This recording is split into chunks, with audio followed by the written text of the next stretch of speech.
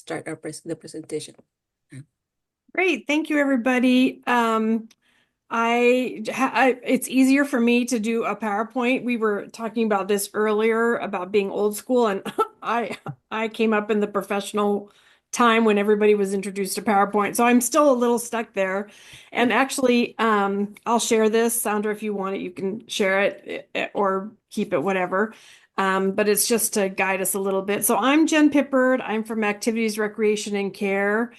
Um, let's see, I came to what we call ARC in 2022. So we are now at, let's see, 22, 23, 24. I'm entering into my fourth year.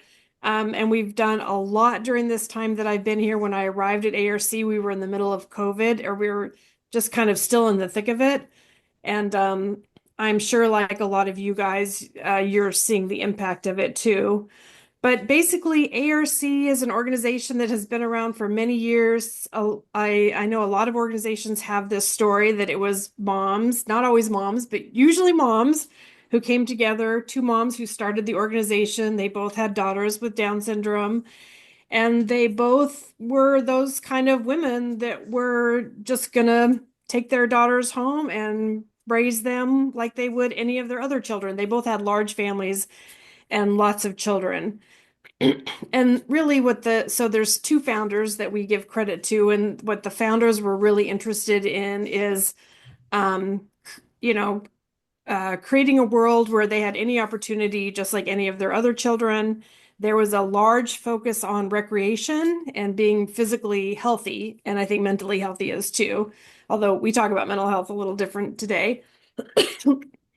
One of the things we've added in 2022, we did a new strategic plan, and it was a little bit of a culture shift, and it was a little bit of updating some programs, but it was also to keep the essence of the feeling of the community, because it was very rooted in community. And I have to say, for ARC, we consider ourselves the boutique organization. Like, you have our partners who are great organizations, like Tierra del Sol and New Horizons. They're very large organizations who serve, I don't know, 400 or more people.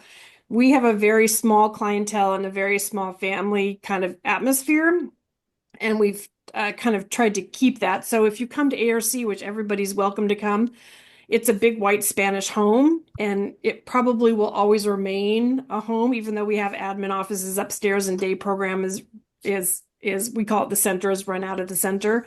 But it just has a little bit of a different feel to it. And one of the things we added in our strategic plan was what we call JEDI, which is our social justice, diversity, equity, and inclusion belonging commitment. And for social justice, was the new piece for ARC, which was really around housing justice, because we were looking at housing for the different ages, and we knew we needed to step into housing a little bit more. And this is a picture of Philip, who has a love for all things Star Wars, and without him even knowing it, he's the one who started us on the Jedi path. This is just a visual overview of ARC. You can see this is sort of the different homes we have. So in the bottom is the white Spanish house I was mentioning with the tile roof, and that's what we call the center. That's where our day program is. And I'll talk about these as we go through it. But right across the street, kind of the one to highlight is Dolly House. And Dolly House, April 1st, we completed the process. We're licensed, we're vendored by Regional Center, and April 1st was our launch. And we are the first, unless somebody can prove otherwise, we're the first memory care home in Los Angeles for people with intellectual and developmental disabilities. We followed a model, Noah Homes, which is in San Diego, and they've helped another organization in Orange County. And I was just connected to one in the Bay Area. So it's great to be the first, but we definitely are going to need more homes like this in the future. And then we have right behind Dolly is Neva House, and we have Wilkinson House. And the reason I always like to share this with your community, Sandra, is because Neva House is actually empty, and we just started working with Regional Center to do independent living. So we actually have an empty house if there's a group of families who are interested. So here's our kind of big overview of our programs that we have. ARC, we support everyone from 18 and beyond. And right now, our eldest, most senior participant is 74 years old. But I never want to put an end number because we'll just keep changing that end number as we go along. As everybody knows, our community is aging, which is really great, actually. It says a lot of good things. So we have kind of two chunks or two buckets. We have our day program, which offers like a lot of good things coming up. It's a typical day program, Monday through Friday, has before and after. But we have some things that we've started that are really kind of fun. One is around community engagement, really getting out to the community because we feel strongly about reciprocity, that we learn a lot from our community, but we have a lot to teach too, and we have a lot to give. And one thing I think that's a little unusual is that we have a pool, we have a swim club. So our swim club, if the weather's really good, it's May to October. This year has been a little funky. So we're starting swim club next week. So we're just at the end of May and we'll go all the way to October. One thing that we have coming soon that we haven't started yet will be for all of families, is coordinated family supports. And this is probably something we should have done a long time ago, but you can only do what you can do. And that'll be us working with families wherever they are, and we can go to them and help them navigate the system. We have a really high number of families who are older, and I think back in the day, you did your very best, and parents depended on each other, and that's usually how parents learn about resources, parent to parent. It's always the way. But we just found that there was a lot of resources that were available to them that were not being used. So that was sort of our motivation there. And then we have our residential and community living. So we can either serve your residential needs at ARC properties that are at ARC, or you could be in your own apartment somewhere else in our community, and we can go to you and support you that way as well. This is just a shameless plug because I think people look so great, to be honest. But this is some of the, going out to the community. And here's our yoga instructor. So we try to have just what you would find in a very typical kind of program that, like any of us would go to, like a YMCA or whatever. We have a lot of recreation. So we have basketball, yoga, meditation. There's a lot of theater. We're big on the theater and the arts and that kind of stuff. This is our ARC garden. So we are really, really blessed, I think. We have something a little bit unusual than other organizations is we have space and we have land, and we had an empty lot. So we really, again, we were coming out of COVID in 2022 when this started. And what we really found is that COVID was really impacting the mental health of not only people in day program, but also people in our residentials. And we couldn't hide the fact that people needed to be outside. And so we had a few things going on. One is we wanted to support people's mental health. So we started the garden. The other piece of it is we wanted to give people entry point into building their skills for people who wanted to volunteer or be in a paid internship or maybe eventually go to employment. So we wanted to start something that would help with that. And then there's also I think one of the winning pieces of ARC is that we build long-term social connections, long-term friendships. So we've had quite a few people who have come to ARC who maybe a program is new. Maybe they just haven't had the kind of friendships or social connections that they have wanted or their families have wanted for them. And I think we really do a nice job in taking the time and making opportunities where people in their own time, in their own space, can make long-term friendships. And I think it's fair to say that a lot of social connections are happening in the garden, and it's just really been an effortless, easy way. We have two partnerships with a garden project. One is 3R Garden Design, so they're the garden expert. We do the people part, and they do and 3R Garden Designs does the garden piece of it. And then the other people we partnered with is you can see this white tower here that Jeff and I are next to. It's a hydroponic tower, and we're working with an organization in Malibu. It's called Shemesh Farms, and they have a wonderful model. If anybody is interested in visiting, happy to connect you. They have a wonderful model. But what we learned from Shemesh Farms is this opportunity to use hydroponic towers, and it just increases your growing, and it can be really great, like for people with different mobility issues. It offers just a different experience. And so Circa organization donated us the towers, and they're helping us understand how to work these towers. So our garden started for all of those reasons, and what it's becoming actually is it's becoming its own social enterprise. So in 2025, moving into 2026, we're now becoming a little bit more strategic about it. We have herbs that we dry that we're packaging. We'll be doing salt blends, spice blends soon. And at this point, it's not really about making a profit. So it's a social enterprise, more about, again, giving people those building tools to start employment if they would like. But what we're finding is that, again, with all of this food that we're growing, we can make quite a sizable contribution to food banks and to other organizations, senior centers in our community. So it's really, I think the garden has grown in ways that we did not anticipate, which is really wonderful.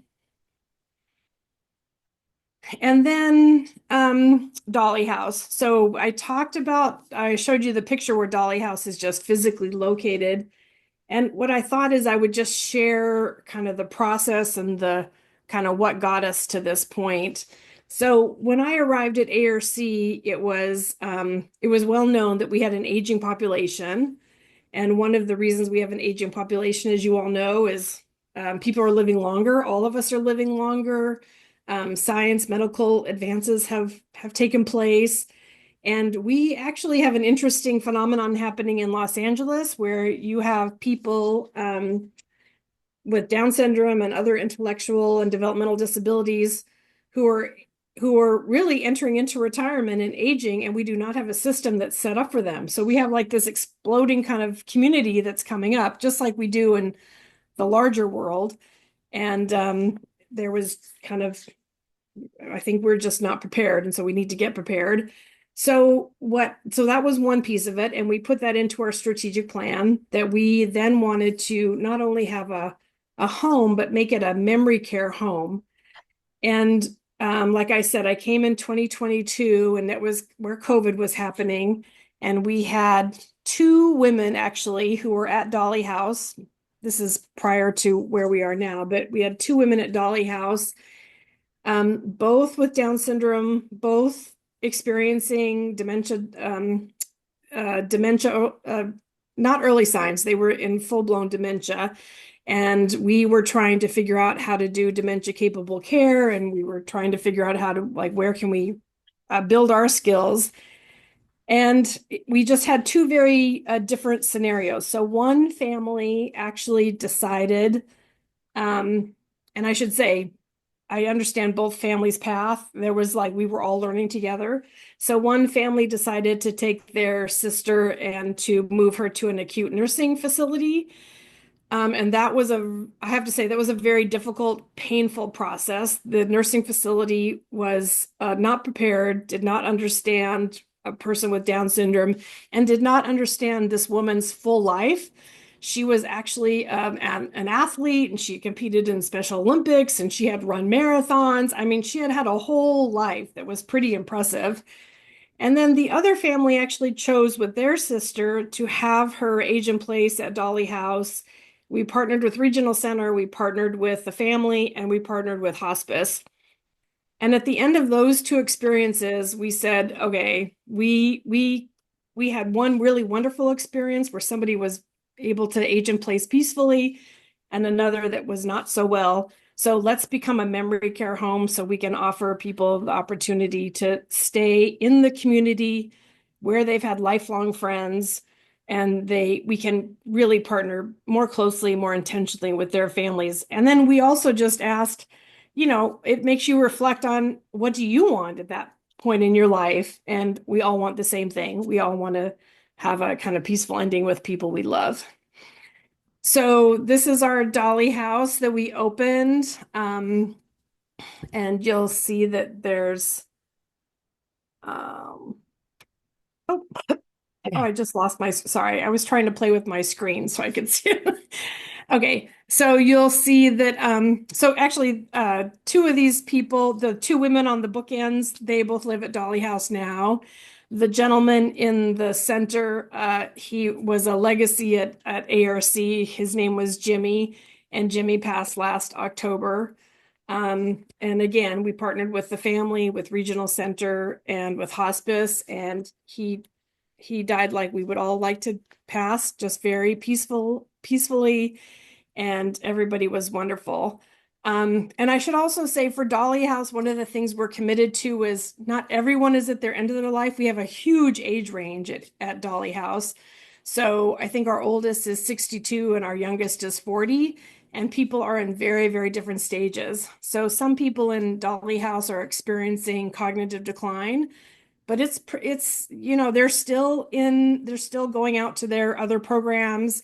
They're still in the community, they're still engaged. And so we worked really hard with Regional Center so that this would be a home where people could be anywhere on the continuum. And also I think the other thing we learned is that, we have an older population at ARC, but we have this younger population too. Like, as we were talking earlier about technology, they're making videos on their cell phone and they're doing all these amazing things too. So we actually did kick around, should we have like an older program for our golden group and then our younger group? And at the end of the day, people wanted to be mixed and they wanted to be together. And so we tried to carry that over to Dolly House as well.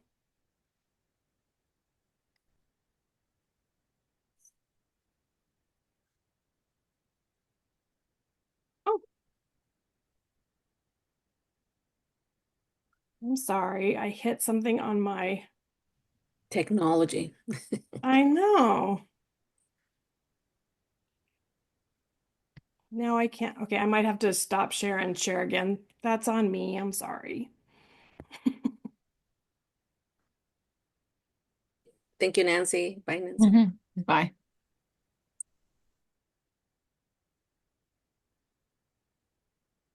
Oh, there we are.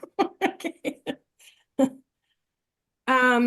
So I also wanted to share, this is probably an organization you may know about actually, but we were introduced to this organization actually by Noah Holmes in San Diego, and it's a national organization.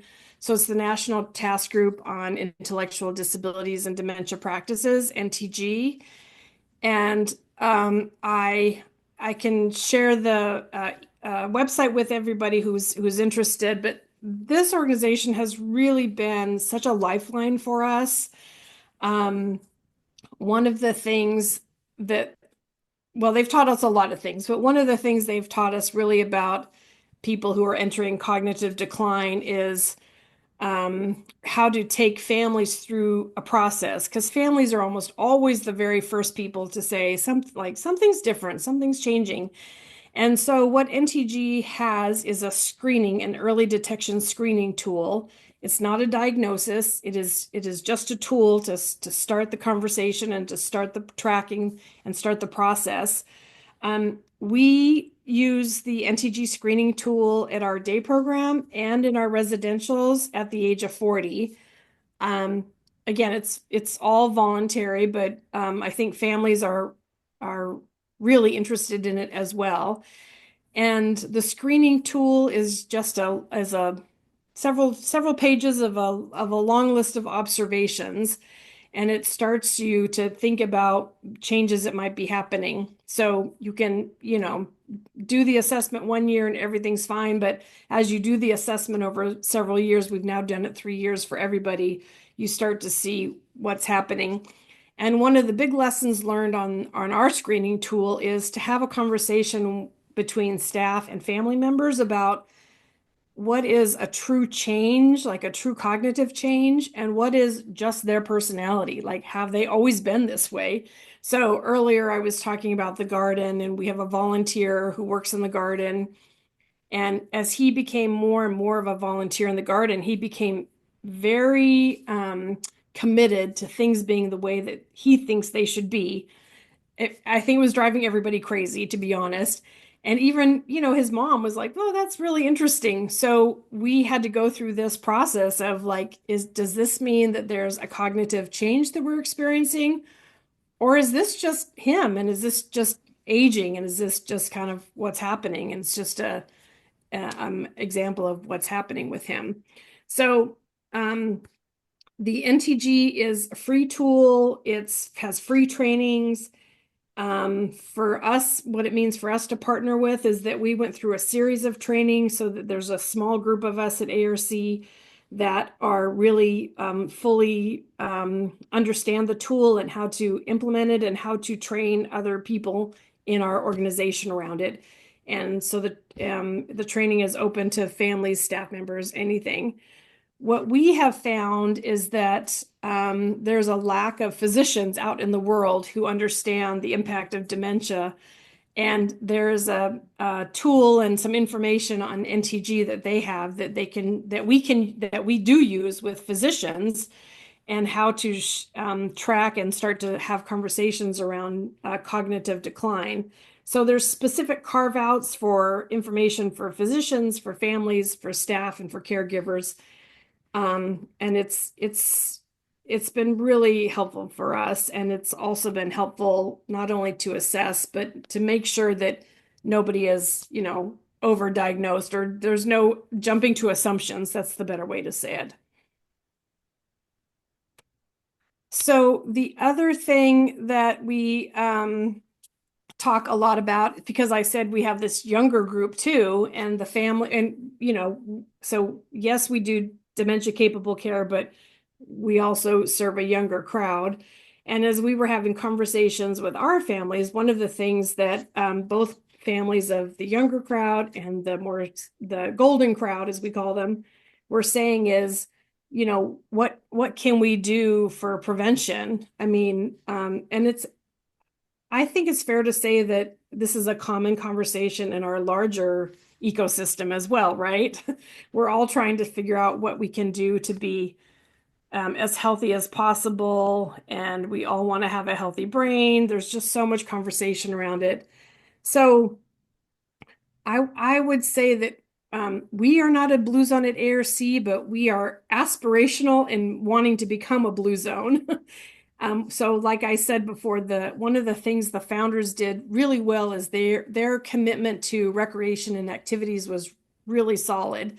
So you'll see, like, one of our prevention activities is movement, is daily movement and exercise. Another one of our strategies is, and we do work with a dietitian to help us at ARC, is to help us have healthy meals. And what does that mean depending on what issues people are dealing with? Because we have a lot of people who have a lot of different situations that they're working on. We do a meditation in the morning when we start our day program. We start always with a meditation, so a stress relieving practice. One of the other conversations that we have had a lot in the last few years, and this is why we're trying to think of maybe the garden moving to the garden in our social enterprise moving to internships or shared supported employment, is purpose. We have found that everybody has to have a purpose, and we all can sometimes easily describe our purpose, but how do we help others vocalize their purpose? They know it, they have it. Sometimes it's our job to figure that out. So daily purpose, we talk a lot about purpose. that's a big one. And then again, I started this conversation with our founders who I think set the tone for building lifelong friendships is one of the best kind of it was just who they are, and that's who they wanted ARC to be. So building strong social networks has been a large thing too. The spiritual practice, we really leave up to the individual, but if people express an interest, we connect them with other families who can support them or other circles of care. We have one gentleman who actually just on his own, he grew up in Mexico, and on his own, one day he kind of mentioned it, and we knew there was another family who had a practice, and they ended up taking him. So I just think that's what our families can do. So this slide is really I'm sharing our aspiration, and then this is also where in our strategic plan, we did not specifically call out that we would be stepping into advocacy. And we had a 3-year strategic plan. So we are just ending our 3-year strategic plan, and we're gearing up to plan and start our new strategic plan. And one thing we have found in doing Dolly House and stepping into the space of wanting to provide good cognitive capable care is that suddenly we found ourselves needing to advocate, and we found some really good partners within regional center, and we've had some challenges in regional center too. So we've had a little bump. One of the things that we really realized is the lack of information. And I know that regional center staff they have a huge caseloads and they're dealing with a lot, and there's a lot of changes going on right now. But one of the pieces that we have tried to do with anybody who is service coordinators who are working with us is introduce them to the NTG, to the assessment tool, and that it's a resource for them. We're trying to work with our local regional center right now to see if we can encourage them to bring NTG in for a training to their service coordinators. And the biggest thing actually was an aging specialist. So we have our regional center had an empty aging specialist for the 3 years that I was there, and we were really pushing hard to bring on this person. And we're happy to announce that they found somebody and they've hired somebody. And so I think for those of us who are in the aging group, like we need somebody within regional center who can walk this walk with us a little bit. One of our concerns has been around the new IPP. I think having a standard IPP is great, and that's very beneficial. But one thing they do for early start is that they have an addendum that can kind of fit for the early start families and what they need. And so we're trying to think through how we can advocate to have this addendum for the older adults as well, because they're needing that. And I think a lot of this I'm sure all of you can relate to this, is as you start to talk about people and their different life cycles and where they go and what's happening to them, sometimes the boxes of services are good and sometimes they're very challenging. And we just found that as people are aging, there's got to be a conversation and some space for some flexibility, because you all know why. We've also been following closely with the Lanterman Coalition and ARC with all the stuff that's happening at the federal level. I'm very interested to hear what you all think of what's happening at the federal level and any ideas on what you're thinking through. This is just fun. We have our casino night, which is our major fundraiser every year, and it's coming up on May 31st at Lakeside. And I believe you, Sandra, also have something at Lakeside. So if anybody's interested in coming, please come. It is like just a party, music, good food, and after the awards, we all go inside.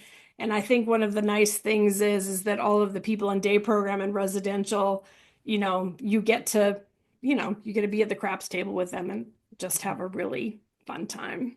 Nice. And there you go. These are our people. So I know, Sandra, with that, I can talk really fast. But I I knew somebody said they needed to leave at 10:30, and I also, Oh, she did. Yeah. yeah, and that's Yeah. okay. But And I really, also wanted we to you got leave most of time. the information, so that was great. Yeah, Um, good. yeah, no, one of the I just, because we also meet with Lori and One Generation, but one of the conversations that we've also had is you know what, 023 at Regional Center, you have one service coordinator. So one of the things that we were thinking about is having coordinators from 40 and up. Mm. Instead, because once you kids turn 22, they have one coordinator, and supposedly it doesn't change, like the same. But I think they for the aging population, they need people with more knowledge about the aging population. So anyway, I just wanted to mention that. I I love that. I love that. I think I actually haven't thought of that, but I love that. It's interesting as we start Dolly House. Like I said, so we just launched April 1st, which it's been a 2-year journey. So I probably will say that 100 times today because we're so excited. But one of the benefits of Dolly House becoming an ARF, so it's a licensed home vendor with regional center as an What's ARF, ARF? Okay, I'm sorry, I don't know what. adult residential facility. Oh, okay. And I think for me, so there's some challenges in getting licensed for sure, but to me, the benefit of the ARF is that the regional center fills the gap of kind of what the reimbursement is. I guess to me, the way I would say it is that sometimes independent living, I don't know if they get all of the financial benefits, which I feel like they're entitled to. In moving into an ARF, it feels like, oh, this is our way to provide people who are older all of the benefits to which they are fully entitled to and they should be receiving. So, like I said, we have a dietitian and we have a nurse that comes in. But the other piece of it is we have one service coordinator for everybody in the house, which is Okay. really wonderful for us. Mm, yeah, that's great.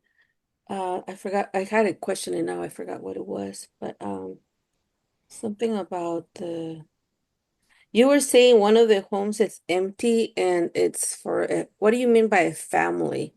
I think you said. Well, if you, sometimes there's different, multiple families come together because they each have a sister or a child or something, an adult child, and they're looking for a home to rent. What can be challenging is finding the home, and then what can also be challenging is finding the services for in the home. So we are just in this unique moment right now where we have a home that's available. It's a 3-bedroom home. And we also are recently vendored to do independent living. So the home could be rented, by the families, and then there's an you can have any organization you want provide the support inside the home, but we are now available to do the independent living support in the home. I don't know if this moment will come up again for us. It's just a very Oh, unusual oh. moment. And basically, we did some kind of updating and construction in the home, and so here we are. Mm. Uh, the other question was, I think this is, you say it's new that you guys can go into somebody's home and provide services there. Yeah, so what traditionally ARC has done is we've had our day program and our residential program, which meant we had Dolly. Dolly was its own home before it was licensed. Now it's a licensed memory home, and we had what we call the apartments. So we only did residential support if you lived at ARC, either in their apartments or at Dolly. But now with our services, we want to be able to support people whether you could live anywhere. So you could be an apartment down the street, you rent it on your own, Mhm. we have nothing to do with the rent, but you need independent support and in the home, and we can provide that for you. So that's Mhm.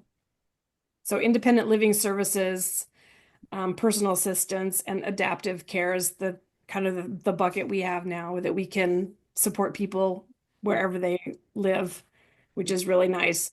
I feel like that might be, I mean, I don't know, I'd be interested to hear from you all.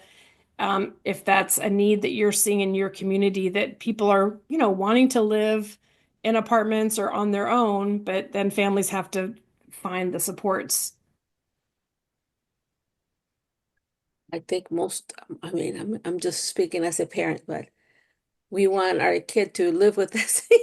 Yes. Oh, believe me, my daughter's 25 and I wish she would live with me too, but Yeah. she doesn't want to. No, well, my son with Down syndrome, Yeah. um, Yeah. but and that's why I mentioned in the beginning that we have to have a plan A, B, and C just because we don't know how things are gonna turn out. Right now, Yeah. my daughter says she's gonna take care of my son, but what if something Yeah. happens and then I have to place him somewhere, and if that Yeah. doesn't happen, I don't even know what my plan C would be because my plan B is ARC. But no. Yeah. Yeah. Well, and I think that's something we offer to families also is that we don't necessarily have to be your number one plan, but if you're doing plan A, B, and C, we Mm, encourage families to contact us and just fill out an application of interest, we call it. So it's mm, an application of interest. You just kind of want to be in the bucket if something happens and it's got to be a match. But we've had people move into the apartments, which has been most interesting. So some people have moved in because the family's plan A and B didn't, something happened and they needed something, an emergency, and it all worked out and they came to ARC. And then we have people who have lived in the apartments for 20 years. They've lived at ARC. And so I think it was always just assumed they would be there and they would remain. And so so we have that group, and then the other group is we have people who are adults, and it's honestly it's a rite of passage. They saw their siblings move out, go to college, get married, and do all that, and they've been saying to their family like, okay, like they all left, I'm ready, and usually they're ready first before the family, before the parents. And to me, those have been really endearing moments because they're so excited when they get their apartment keys and they do great. And we have great support staff who do wonderful. And it takes, like I said, moms usually start these organizations, they're usually the backbone. But it takes moms a little while. And then once mom realizes everybody's doing well, then they have a big sigh of relief. But yeah, lots of plans need to be in place for mm. sure. Um, so some other questions regarding like you have the Dolly House.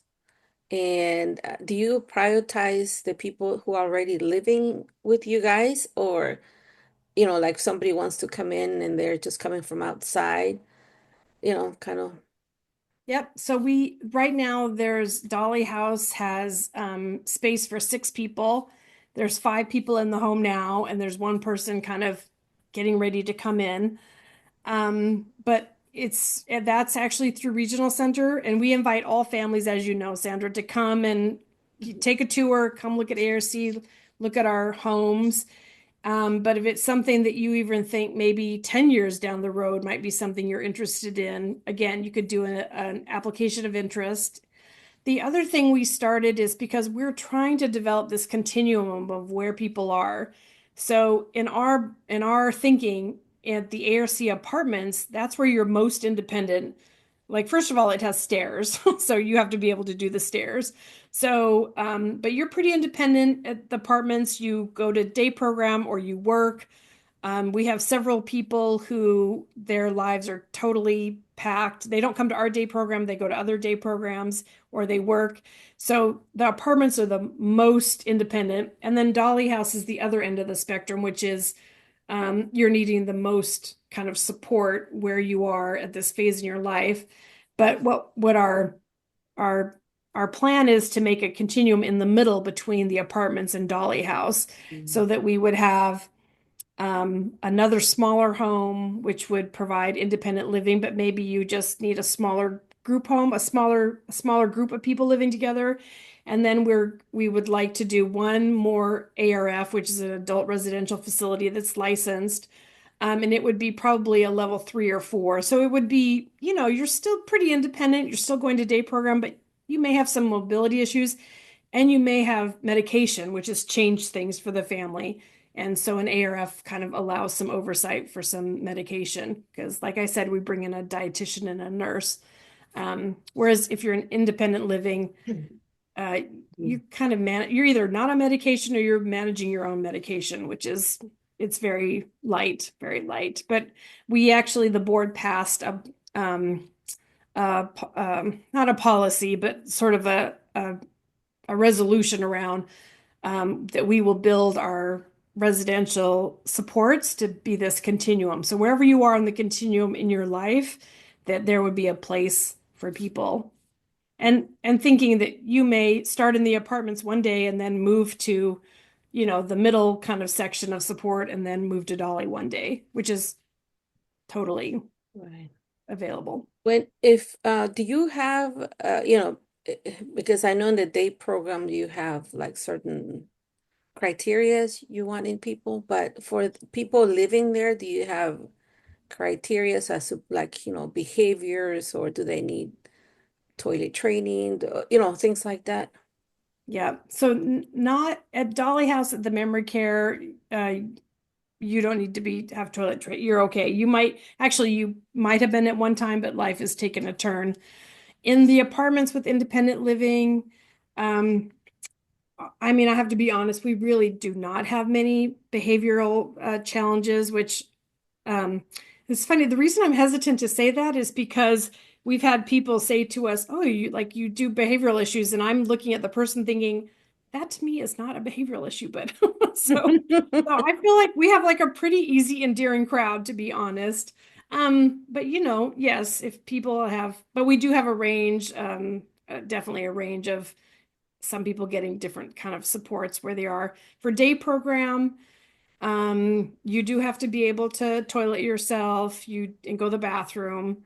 And it's our day program facility. The facility itself is not ADA compliant. So we do have ramps going in and out of day center, but it's difficult for people with kind of more serious mobility issues. It's just the physical environment. Mhm. And at DSALA, we have a growing population, just like my son, who has, he was diagnosed with Down syndrome and autism. So, Yes. so, Yes, I feel like we join you. Yeah, I actually most of the people at ARC are a dual diagnosis of autism, I think. Yeah. And okay, so yeah, okay. No, I just wanted, those questions, but does anybody else have any other questions? I just can be just me. Let me see if I can yeah, get. I'm just curious for you all. Um, like Sandra, is DSALA, are families tracking what's happening at the federal level? Are you feeling like that's going to work itself out? I'm just trying to We get a finger on that. we're sending information about what's happening and stuff like that. And I do hear from families that I told my story and what, but honestly, I just seeing the current administration, I don't know how much hope we have, you know, just because we can voice our opinions, whatever it is, but because of the current administration, I feel like they're gonna do whatever they're gonna do, no matter because they don't really care about our social net that we need for people with disabilities. I don't think they care. They don't understand, don't care. So that's, and also the other part that they're trying to start that tracking for people with autism and things like that. It's just worrisome because, you know, I don't know, I'm trying to stay positive and sometimes I just stay off the news because it's too stressing, but Yeah. but in the back of our minds, it's always there. Kind of like I feel like now, like, as a parent, in the back of my mind, I'm always worried about my son's future when I'm no longer here, and it's always lingering there, you know. I'm Yeah. really whatever. It's always lingering there. And now Yeah. with this administration, I'm like, okay, I'm living my life, but that, those worries are still lingering there, and you try to suppress them and stuff like that just because you have to function every day, you know. Yeah, I think as an executive director of ARC, this is why I'm asking because I'm trying to walk the balance of I want families to tell their story.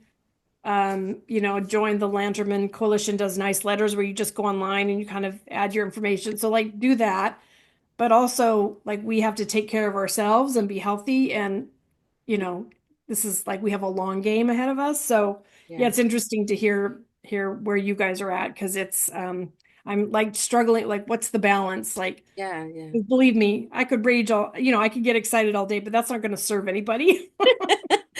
For sure. You Yeah. so that's where we are. I think we're all there. I do have people in the community that don't believe those things are going to happen and it's fake news. So I don't know. So, you would try to stay as neutral as possible. And Yeah. but as a parent, that's where I am. Yeah. Well, I would say that for all of you at DSALA, if there's a moment where you feel like, okay, ARC, now's the time, like go here or step in here, let us know. That would be Yeah, helpful. thank you. Well, thank you. And I just want to mention we have visited and Karina, Yeah. who's also one of the attendees here. We I, visited ARC, and I love it. Because like you mentioned, it's like a home. Yeah. Because I've seen other programs, but this it feels more like a home, like yeah, so if my kid was to move there, he would still feel like he's at home, instead of Yeah. like an institution yeah, type thing, I'm Yeah. not even want to say that, but yeah, I Yeah. just want, so Karina, you want to say something? yeah. I was gonna say, Jen, I visit the place many times. My sister belonged to the summer camp you guys had, and I hope you guys bring it back because that was amazing. It was free to everyone, and I used to drop my sister off at 10 and pick her up at 3, and she enjoyed it so much. She loved it, and I actually worked there a long time ago at the residential home. Oh, you did? Yeah, I did. So Oh, because I definitely remember meeting you, but I don't think I remember this part. yeah, a couple of times. But I like Sandra. I love this place. I always tell Sandra I love this place just because one, because I work there and I know the way the clients are treated, and Yeah. my sister, unfortunately, she's more she needs a lot. She needs more assistance Mm. than what ARC clients where they live. Like they're very independent there. I was so amazed to see how they just did their laundry, and it's like all I had to do is like, okay, today's your laundry day. Today you got to cook, and just to see them cook and do so many things, it was really nice to see that. But unfortunately, my sister's not there. But I do love this place. I always talk really great things about you guys, and I hope one day I could get my sister in the day program. I know there was like a wait list for a while and a little bit of setbacks that we went through, but I definitely like it. And I right now that you said that you guys provide ILS, is that do you guys also do SLS? Yes, that's coming too. So that'll be a new. So we just got vendored for SLS, and I mean, to be honest, we just need a few months to ramp up. But yes, we'll be doing SLS as well for Oh, sure. great. Yeah, because I know that I'm trying to get my sister that either ILS or SLS, whatever they approve, just to come and help me in the home. Yeah. Because in the home, it's me and my sister right now. So it'd be helpful for somebody to come and help me with that. Yep. But I've come to where after COVID, there's no agencies available. Like I've come through so many like I've gone through 3 different agencies and they'll come and do an assessment and it just gets stuck there. So I don't know what's Oh, going on, but I'm like, yeah, but hopefully you guys could do it because I know that it would be a good. And think yeah. about the Saturday program. That Saturday program was so nice. So we're actually in conversation with Regional Center now to bring back Saturday program, but it won't be this summer. We're hoping it'll kick in next summer. So Okay. I'll keep you posted on that. And it's interesting to hear you talk about ILS and SLS because even though we have the apartments, we had for a few people, they had outside, what we call outside organizations who Uh-huh. are ILS or SLS providers, and they came in and did the service.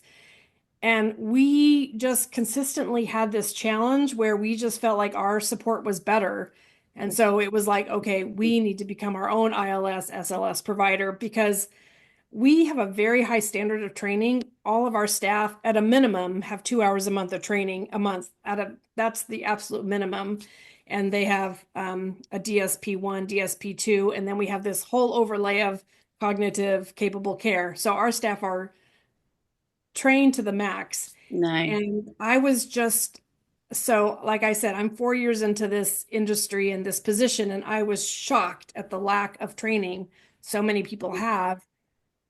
It just was anyway. I can't. I was shocked. You already know, but I was shocked, and so it was like, okay, we are becoming the service provider and getting our own vendorization going here.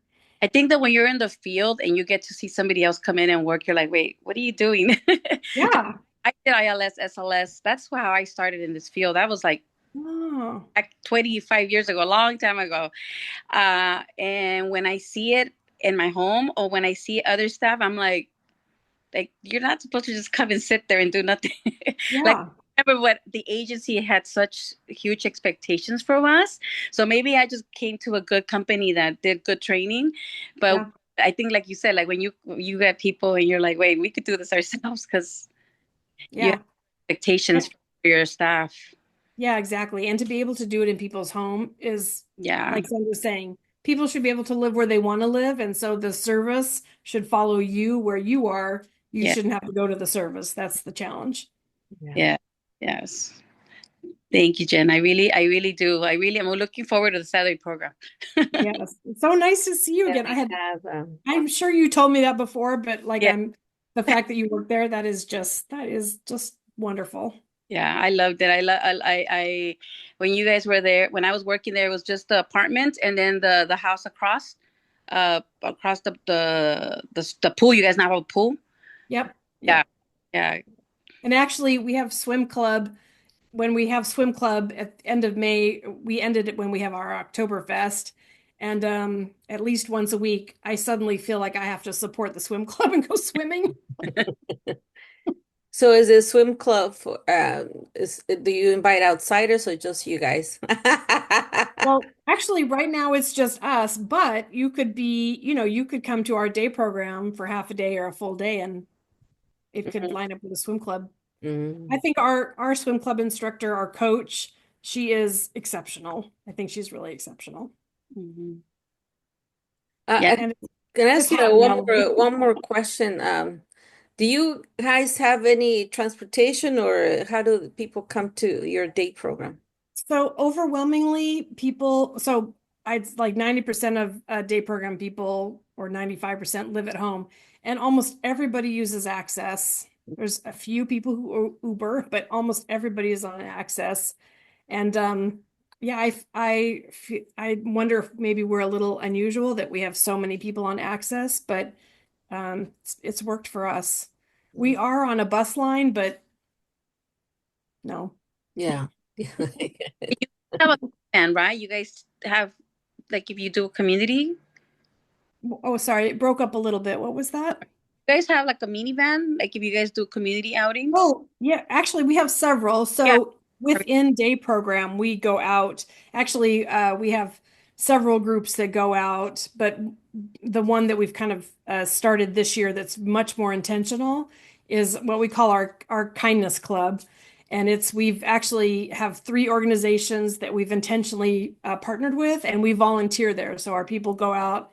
They're actually organizations that support the homeless families, and so we work with the kids. We prepare meals, we do backpacks, assemble things, and that's been really great because we have a lot to offer, and